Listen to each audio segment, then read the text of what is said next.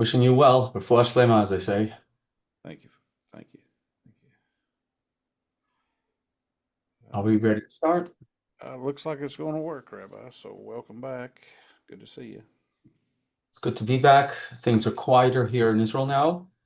Uh, Quieter in the house. The grandchildren that were staying with us, together with their parents, have gone back home because they've reopened up the kindergartens, the schools, at least till the end of June, when the school year ends. So our house is quieter, cleaner. We miss them, but it was very nice having them. Sadly, under those circumstances. For sure. For sure. Anytime you get to spend time with them is precious, special. It would have been better, yes, under better circumstances, but time is time. Tell me when we can start. We are ready, Rabbi. We are on. Okay, shalom to you all. Bruchim habayim, welcome to our weekly class.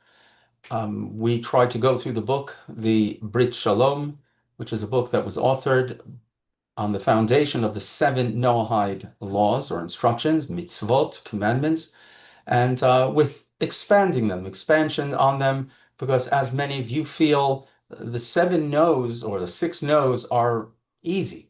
Not to murder, not to kill, and not to murder somebody, not to steal, and we want more. So here, that's what this book is aimed at, and it actually expands a lot because if you, some people might think that they're easy, and many Jews might think, okay, yeah, the non-Jews, they don't have to do too much. Well, again, nobody really knows what God exactly wants except what's written in the Torah. That's why God gave the Torah to humanity through the Jewish people, so that they would expand on it, apply it to their personal, individual, and national existence, national life, if you call it. And eventually we would teach the rest of the world. This is what we believe God wants. This is based on the Torah. Look at the sources yourself, see how we've interpreted them. And that's what the Jews have been doing, except they haven't been passing it on to the non-Jews because they were afraid to. In exile, you're threatened enough. You don't need to paint a bullseye on your back or on the side of your house. Now we're living in very interesting times. There's a state of Israel, which we believe here at the Noahide World Center, according to our mentor, Rabbi Oury Cherki, who's the author of the book, and I've heard this from many rabbis, I was brought up on this, that the state of Israel, and not the state, but the notion of the state of Israel is fulfillment of the prophecies that you all heard about, read about, were told about, that the people of Israel were going to become a light unto the nations. And if they were exiled, they would return to the promised land, the land that God promised to their ancestors and where my ancestors lived as their hometown, their heritage. And we're trying to apply we all around the world, observant Jews observe the commandments that are applicable as individuals. But we were lacking for centuries. What about the nation, the national obligations, how to live as a society where we have to legislate laws to protect the weak, to help the needy, and to protect ourselves from enemies, and how to do it in a godly way. So that's what we are doing here in Israel. Now we have the opportunity through technology, and also I think we're in a new stage, possibly of beginning of a new stage in, so to speak, in the Christian world, where many people are disillusioned, disappointed, and feel that the church has failed them or is failing them, and they want to look for something else. If they believe in God, as you good folks do, then your logic tells you that God, the Creator, who created everything with such thought and planning, must have expected something from me, from every one of us as an individual and as humanity in whole, in many stages or different circles in between. So therefore, you'd be correct in saying, well, if I believe in God, then I must go looking for what's God's plan for me, or what does God want from me? And if you feel that the church has lied to you, or at least doesn't make sense, they base themselves on the Jewish scripture and then neglect it, negate it, deny it with cockamamie ideas of, well, the Jews didn't understand it, or I think Paul said, I've heard this from Rabbi Tuvia Singer, that God appeared to him. He knows the mysteries, just Paul did, nobody else. Now, in my book, and I think, pardon me, I think any an intelligent human being, when a person says, God appeared to me and only to me, and I'm the only one that knows the secrets, especially when it denies everything that was told to you before, and then you got to say, wait a second, I don't know who this guy is, and even if I did, I'd say he's either wrong, lying to me, deceiving me, and I think many of you good folk have come to that conclusion. So I'm not coming to talk against Christianity. Coming. We're here every week. We try to be every week to talk about the seven Noahides, and Rabbi Cherki has done an amazing work when he's giving all of us, any human being, this is where we understand what every human being or how every human being should be behaving. And anything that's moral, you don't need to be told that. The Torah tells you, and God expects all human beings to act morally. So the seven are basic instructions or principles of what the Noahide path within Judaism, based on the Torah, should be, how it should be practiced. So where we finished last week, after a few weeks, a few months, I think even, the chapter that dealt with the importance of family. And you'll say, well, wait a second, where does family come into the seven Noahide laws? And I think Rabbi Cherki did it brilliantly. And I've said this repeatedly, he's looking for the positive side of the coin. Of course, incest, things that destroy the family, or adultery, being unfaithful. Those are, of course, every rational human being, when he's not in lust or understands that if you want to, but Rabbi Cherki is saying, what is it all for? So you can have a proper family life with two people living together, cooperating, building things together. And the main project is building a family with children, raising good people that will carry on and will spread the word. So that's the positive side. And that's what we were talking about up till last week. This week, we're beginning a new chapter. In a moment, I'll try to share it on the screen about, call it larceny. The principle that you've heard about of the seven is not to steal. God commands us not to steal. I can just tell you that about an hour ago, I finished a class, an afternoon club class that I have for children where I live, in the town where I live in Tekoa, which if you can look on a map, you'll find it in between the Dead Sea and Jerusalem. We're just south of Bethlehem. And so I give a class twice a week for children that want to study more. They come voluntarily. There are no exams or anything like that, and I try to do it in a interesting way that appeals to their curiosity. But one of the things, because this is an advanced class, we've been studying the Talmud, and we've been studying the laws of certain laws that relate to giving testimony in a court of law. Now, one of the Ten Commandments is you shall not bear false witness in a court of law. And I wanted to point out to them, because this was probably the last class till after the summer, till we begin again in the fall, that it was a novel, basically an extraordinary notion when the Torah and the Jews started spreading the notion that God, the one God, of course, the Almighty, the Creator, cares about justice. We recite it 3 times a day as one of the blessings in the central part of our prayer service, the communal prayer, and that we try to recite every day, that we talk about God loves justice. He loves honesty and love. It's a blessing. Of course, we ask for God protect us from the evil, but we also from evil people. And we also say, God, please give us just rulers, honest people, and justify us in a court of law, and Israel is being attacked, the state of Israel and the Jewish people are being attacked, especially since October 7th, by so many people who it just, it came out of the floorboards, between the cracks. It must have been there, this hatred or despising of the Jewish people, and therefore Israel, the state of the Jews.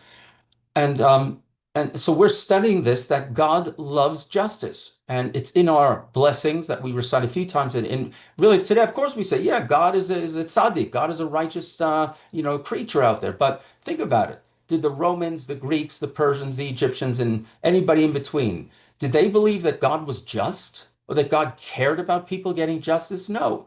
God protected the mighty, not necessarily the weak, etc., etc. And the Jews, before Christianity, before Islam, said God loves justice and demands of us that we behave in a just way. So the idea of not stealing, if it's somebody else's property, and the Torah has laws against these things and against stealing, it recognizes, of course, that people have their own personal property, even though everything belongs to God. Somebody might say, yeah, so if I can take it from them, then obviously God wanted me to have it, which is, of course, is twisted logic and twisted honesty, or it's not honesty, of course. So God makes it very clear that people have their own possessions. Um, if they came about them honestly, then it's theirs. If they stole them, that's something else. Um, so obviously, God, who loves justice and honesty, is going to command us against stealing. And that's what I believe this chapter that I'm going to try to share on the screen now talks about. The question is, what is stealing? Right? People have different definitions. I find something on the ground and it has a sticker or some kind of way of identifying who lost it, and I take it for myself and don't make any efforts to return it. Now, Judaism says that's a form of stealing. It's not outright going into somebody's house and or sticking a gun in somebody's face or chest and the back and forcibly taking their property, robbing them, but it's not yours. If you take it and make it yours, then that's stealing.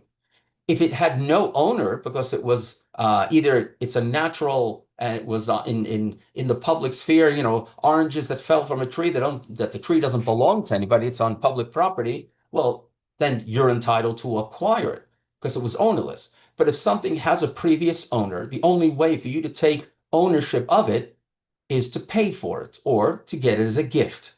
And God, and this is clear through the Torah and the Talmud, that's why I mentioned the Talmud, talks about what is stealing. When can I say this thing is mine? What about things that happen in a car park, in a parking lot? Your kids get out of the car and they open up the door and they ding the car next to you. Do you leave a note or not? Do you leave a note offering to pay the damages? Or you say, no, it's not my problem. They did it to me last week. So, what goes around comes around. No, that's not, so again, there are different definitions of stealing. This morning, when I went shopping with my wife, she doesn't like doing the weekly big shop on her own.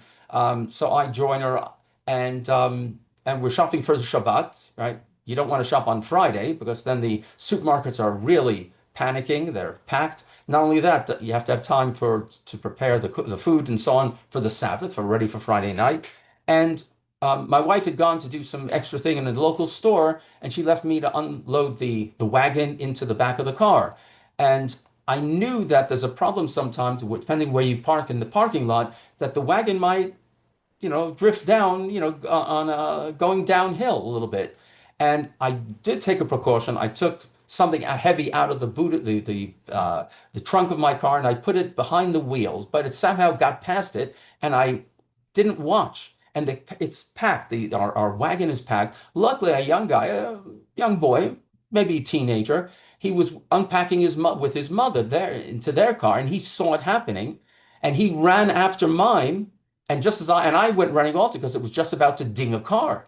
And it could have caused serious damage, depending what kind of bumper they have. And thank God, and I'm saying, oh my God, that could be a lot of money. You scratch, you give a good dent to somebody's car. So thank God it didn't happen. But just bringing that up is these are everyday things that we have to consider. I don't want to be a thief. I want to be honest and righteous in everybody's eyes, not only in God's eyes. I want to be a good person. I want to be honest. Well, then let's learn what the definitions are. So let me try to share it on the screen now.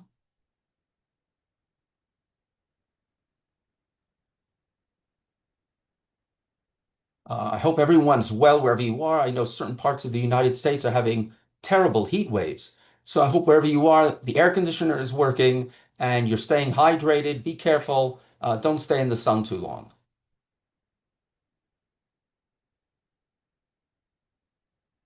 Okay, Frank, can you give me the thumbs up if you can see what I've shared?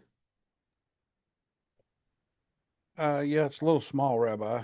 I was going to remind you when we came through this area before on this chapter, uh, there on your screen, it says Leviticus 19:17, and Right. Aye. Okay. we Okay. had corrected that. It should be 19:13.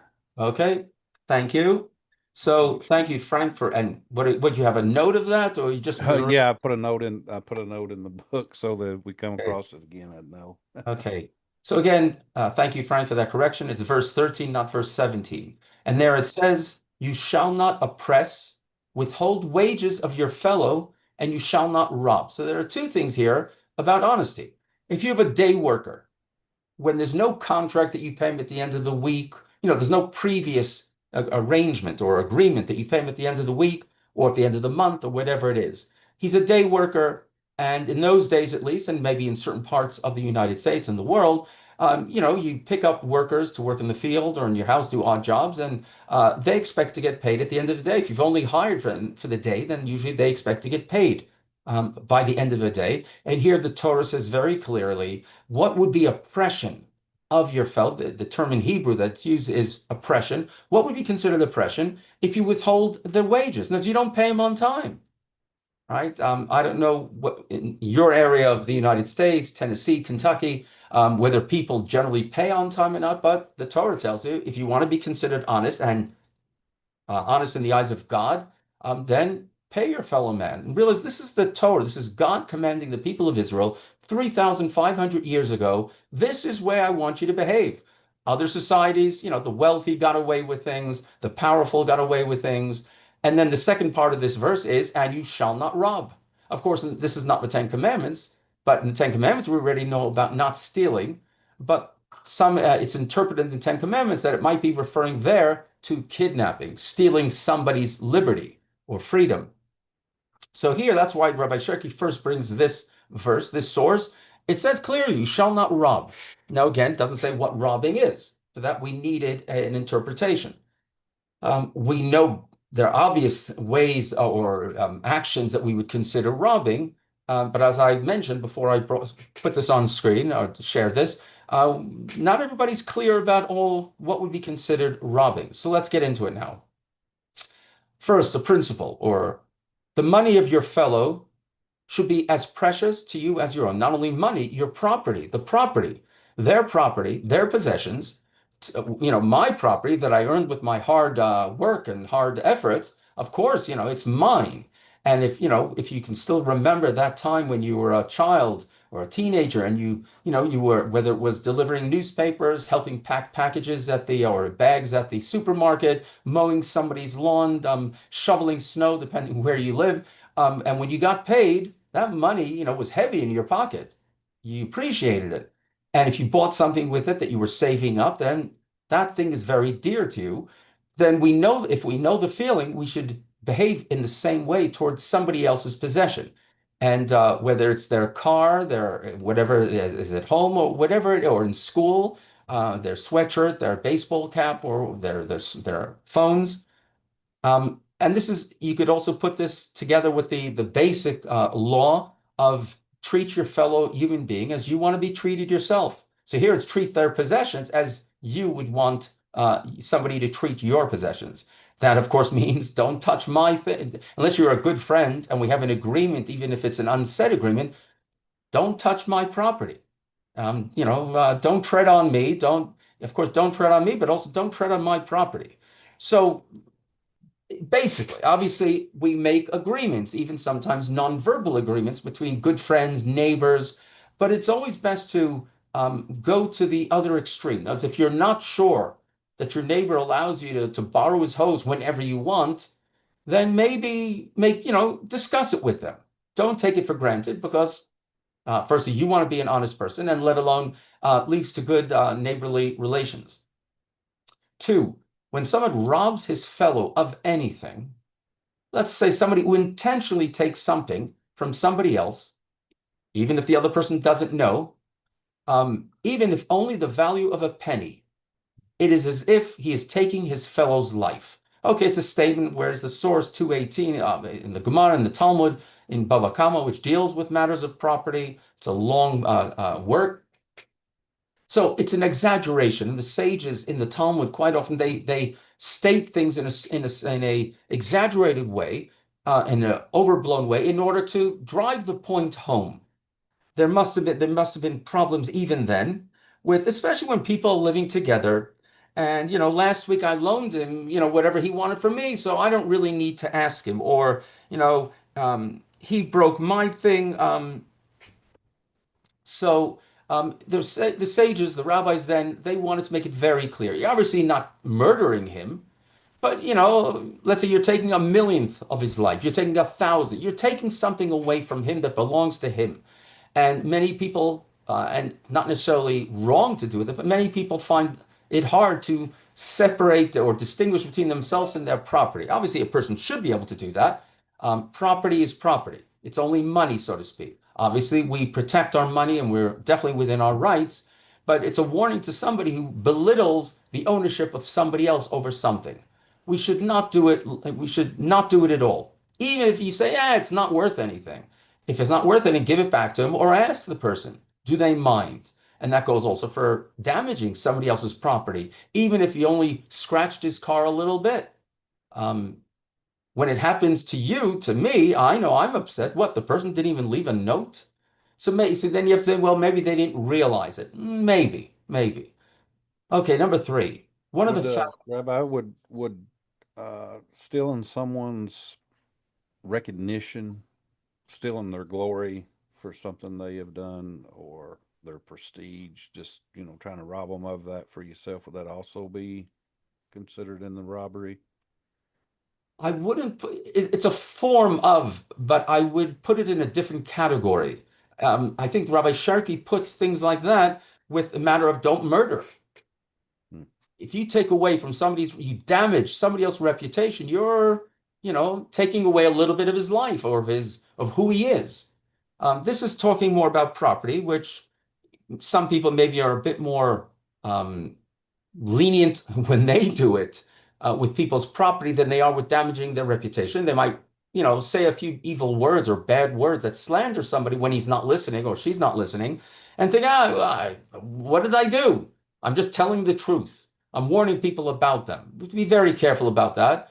And then maybe there are some people that realize, no, reputation is, especially if it's important to them, they might realize my self-esteem, my reputation is very important to me, but property is much less important. So you're right, it's forbidden to do that, and we're warned about that. But I would say he probably puts it in a different category. Um, I was thinking along the lines of this week's parsha with Korach stealing Moses, attempting to steal Moses's glory or the priesthood's glory and authority and belittle them. So that's where I was coming from with it. um, okay, you put it that he wants to steal his glory. Um, well, he didn't think it was Moses in the first place. Even Moshe didn't think it was his.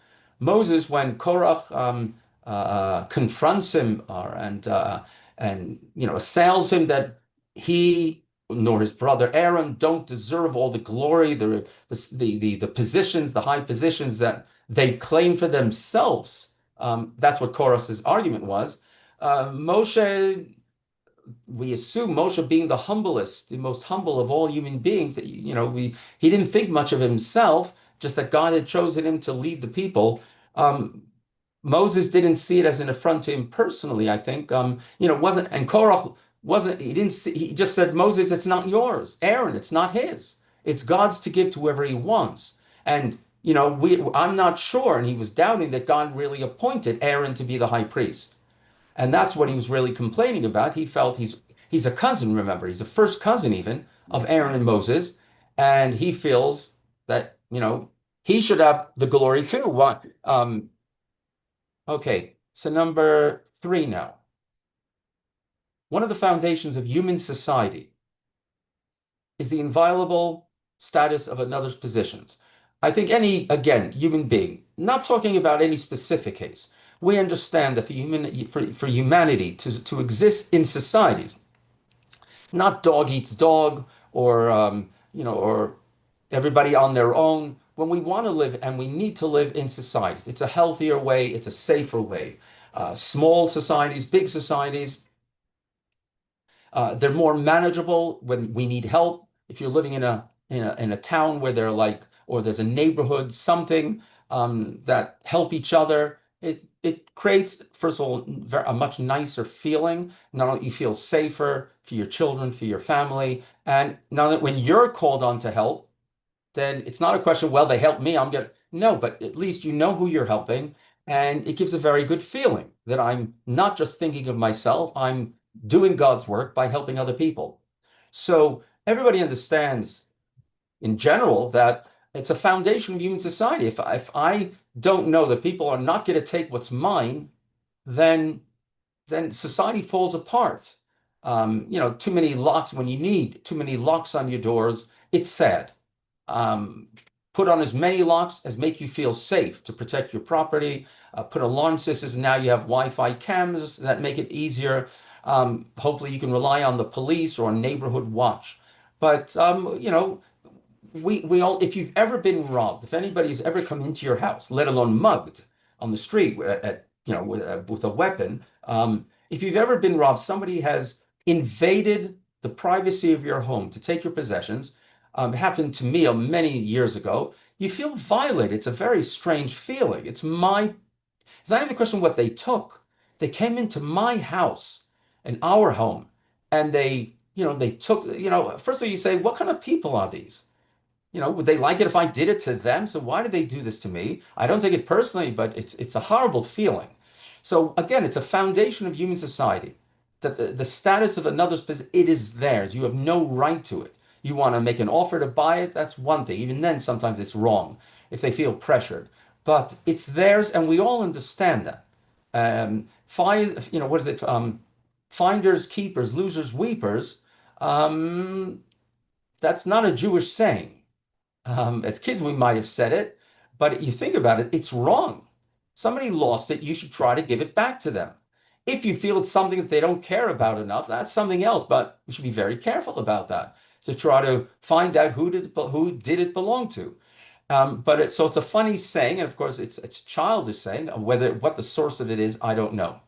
And from here, I'm continuing reading in 3. From here derives the Torah prohibition against robbery. Of course, in every human being.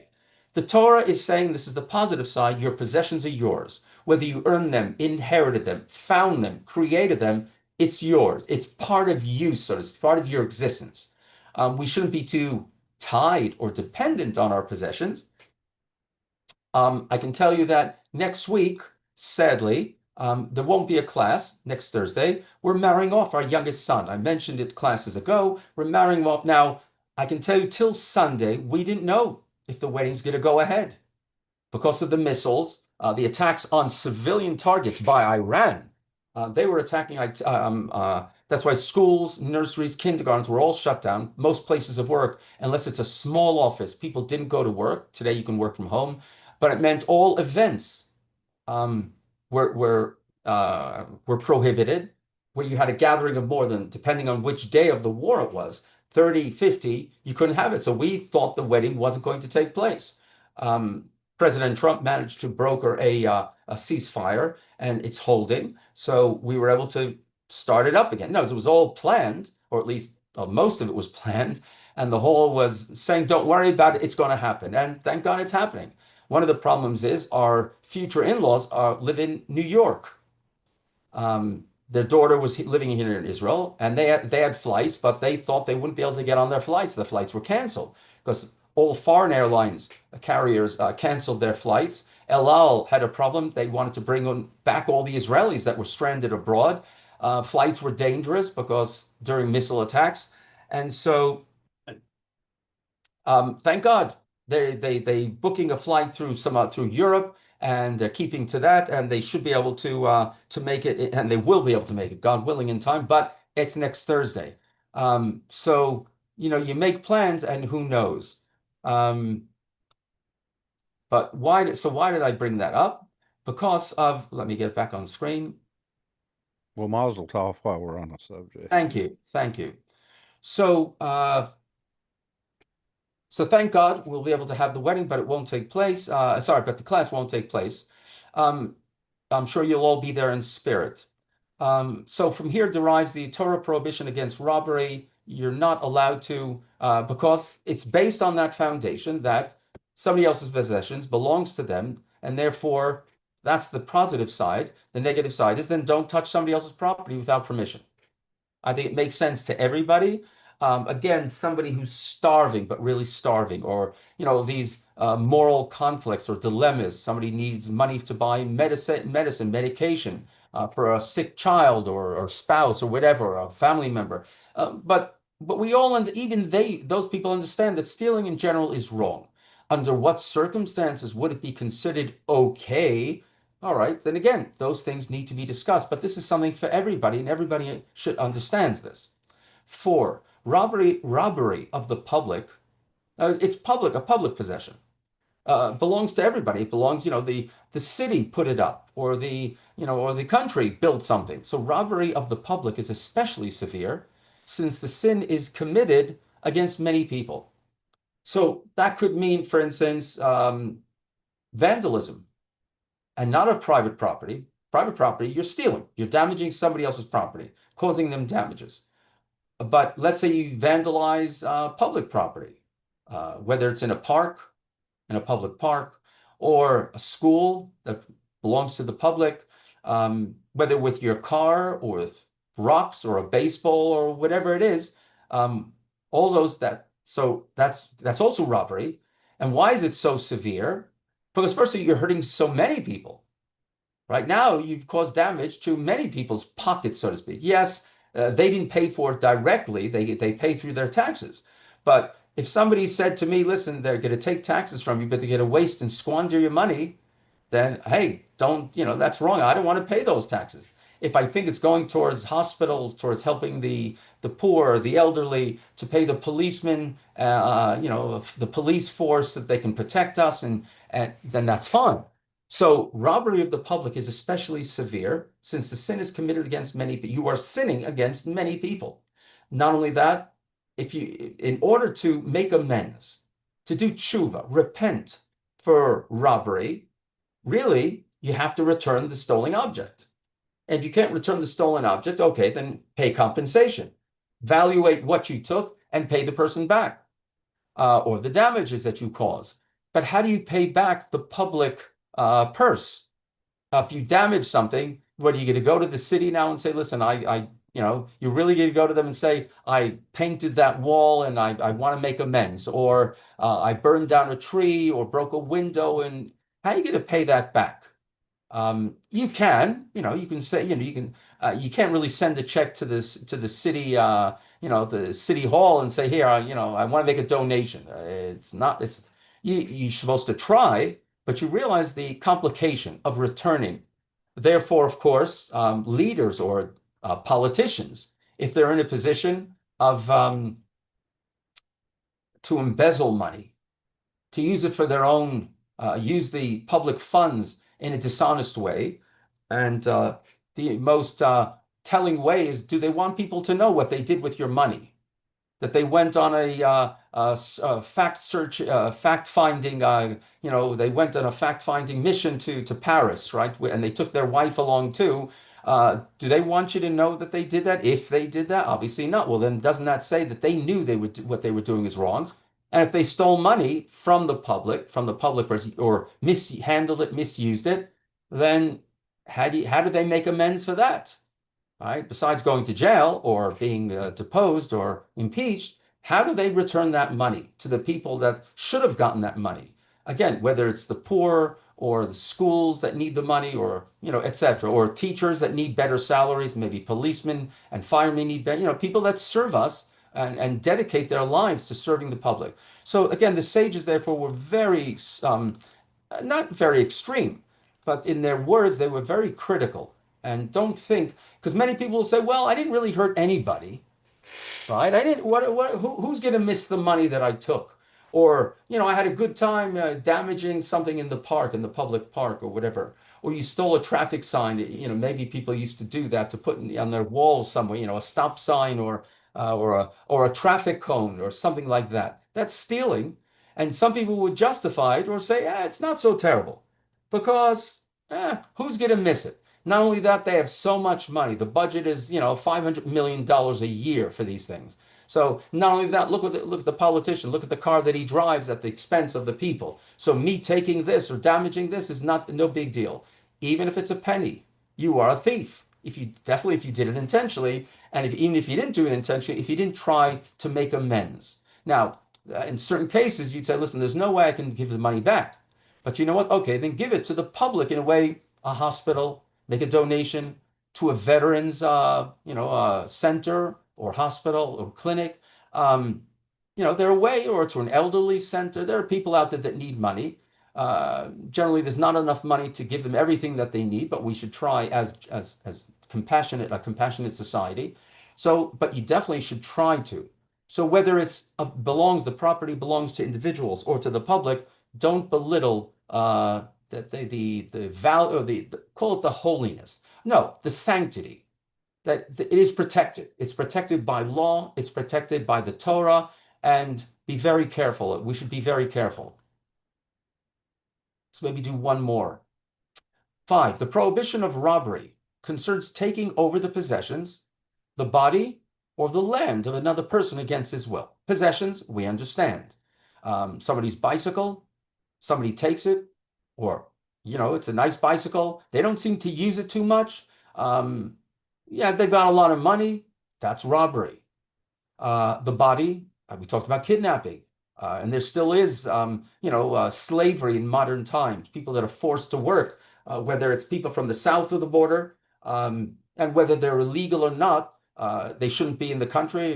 Pardon me for taking a side here, but I think that a country has a right to protect its borders. Now, the fact that people want to come, yes, so, okay, we should be a compassionate society, and a certain amount of people should be allowed in, and as long after they've been vetted. But people that let's skip that, and just people that take advantage of people like that and force them to work, that's slavery. And really, what you're doing, or God forbid, what is it called? Women, human trafficking, women forced into to the sex trade, promised with, allured to the United States with promises that they're going to be models and actresses and so on and so forth. That's robbery, and it's a terrible type of robbery. And kidnapping in the Torah, somebody kidnaps somebody forcibly and then sells them, deserves the death penalty according to the Torah, at least in theory. Land also. Obviously, we understand that if you somehow, you know where the border of your property is, but there's no fence there. And when it's time to, and you decide to put up a fence and you move it a bit into the property of your neighbor, because they were either too scared to say anything, or even if they didn't care, but you never asked them. Or they just bought their property, so it's not clear where the fence is, and you take advantage of that. You've stolen land. And it's in the Torah, or in the Talmud, they say, how do you steal land? Because everybody knows, you can't move it somewhere else. Well, if you trespass, or you build your fence onto their property, or do something on their property that you never got permission for, that's a form of theft, of robbery. Again, against his will. If they said, I don't mind, you can do that as long, whether they give you a time limit or not, that's not robbery, because they've said you can use my possessions, you can borrow them. And again, many neighborhoods or neighbors, if you have good relations with your neighbors, as long as neither side, it's balanced, it's mutual, and neither side, even if it's not mutual, because you have more than they do, and they might need it, they might be a single person living there or an elderly person, and, and you're letting them use your property a little bit, again, with permission, then, or the reverse, they say, you can park your car in my driveway, I don't mind. And as long as it's not against their will, and you've spoken to them about it, and they've agreed, then fine. And we're going to stop here. One of the reasons I have to go do some guard duty. Um, so I'll just so anyway, I think it's all been very clear. What is, somebody would say, well, it's like 2 and 2 is 4. What do we need a whole section on this? Well, that's why I began. Is it so clear? And people, again, at different stages, we might all make allowances when it's for our needs, and we belittle how we would feel if it was the reverse. So yes, we should try to create neighborly relations where they know I might bother, I'll ask them. do you mind if occasionally I need to hose my lawn or wash my car and it's just more convenient using your hose or your bucket? Do you mind? And the chances are, if they're normal people, they'll say, sure, why not? And then they might ask you, can they use your lawnmower? Oh, well, then you got to consider that because your lawnmower costs more than that. I know the problems. Thank God I've had neighbors and but the main thing is we want good relations with our neighbors, but good relations mean don't take it for granted that you can use things of theirs before they've given you permission. Why would you want to sour a relationship, especially if you're planning on staying in that house and you want to? And recently, 6 months ago, we had new neighbors move into the house next door. There had been rentals there, tenants who we got along with very nicely, but we didn't have much of a relationship. And then somebody bought the house, the tenants moved out, they redid the house, and we have great relations with them. And I think they're also pleased that they see we're easygoing. She's a great cook. She's like she has some notoriety here in Israel. She was in one of these Master Chef, virtual reality programs. I've never watched one in my life. I admit it. I've never. It doesn't interest me. Maybe I'm not saying there's anything wrong with it. It just doesn't interest me seeing people getting yelled at or under pressure. But anyway, she's a really good cook. So occasionally she sends things over, and we tell her when your kids want to swim. It's hot now in Israel. 34 degrees centigrade midday. But it's just and they need to use this of ours, and it's just so nice to have that good relationship. But was it Robert Frost said that good fences make good neighbors or something like that? Though I think it's misunderstood sometimes. But be open. You want to use something of theirs, ask them. The chances are, if they're normal people, they'll say yes. And then you be ready that they might want to borrow something from you. But we also discuss the matter of when you're in a car park, in a parking lot. Not everybody, it's not clear to everybody that if you scratch somebody else's car, you've taken something from them. Now pay amends. I can tell you, my kids, my grandkids, they've known. So you say, but yeah, how do you do that? It constantly happens. Well, you know what? No, my kids know you don't open the door. Before I even put the car in park, stop the car. The kids know first of all before they want to if they want to take their seatbelts out. Saba, Grandpa, can we take the seatbelts off? Can we, if they know how to push the button to release the seatbelt?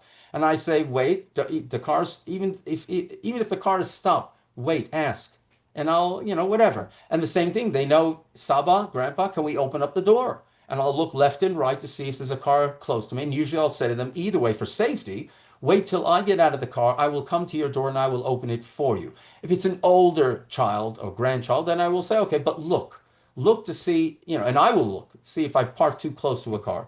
And again, there are more things like this that we'll, God willing, discuss in 2 weeks from now. So stay safe, stay hydrated.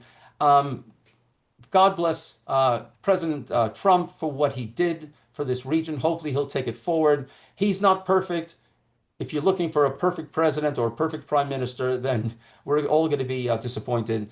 FDR, we all, my mother, my parents used to speak about Franklin Delano Roosevelt, and maybe people thought that way about Ronald Reagan, and I don't think they thought that way neither about Obama or about Clinton or about definitely not Nixon, but they all did good things for the country.